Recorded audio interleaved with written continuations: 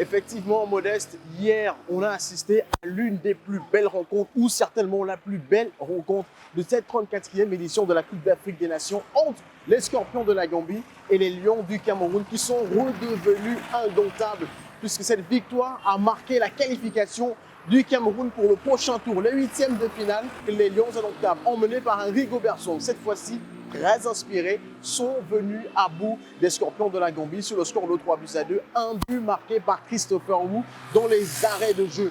Et ça a été une rencontre assez époustouflante, une rencontre avec des changements de rythme et bien sûr ascenseur émotionnel. On a vu tous les scénarios possibles. La Gambie et le Cameroun nous ont montré un très beau visage.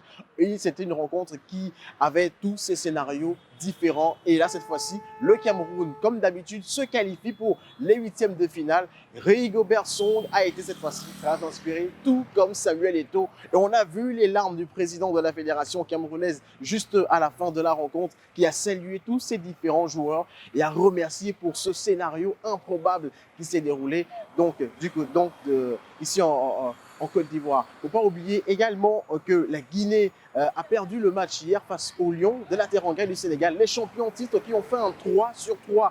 Les partenaires de Sadio Mané ont battu l'équipe guinéenne sur le score de 2-0.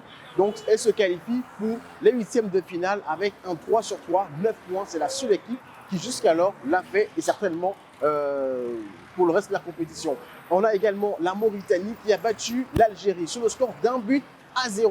Les Mourabitounes qui étaient pourtant déjà quasiment éliminés avec 2 défaites en ce qui concerne leurs 2 premières journées sont finalement venus à bout des champions 2019 qui, pour la 2e fois consécutive, ne verront pas les huitièmes de finale d'une CAN. Djamel Belmadi, sa tête est réclamée actuellement par la presse algérienne. N'oublions pas que les Palancash Negras se sont également imposés face aux étalons du Burkina Faso sur le score de 2-0 et assurent la première place du groupe et se qualifient justement pour les huitièmes de finale. Pour ce qui est de ce jour, on a également 4 belles rencontres, notamment Namibie-Mali qui se jouera à 17 h en simultané avec Afrique du Sud-Tunisie.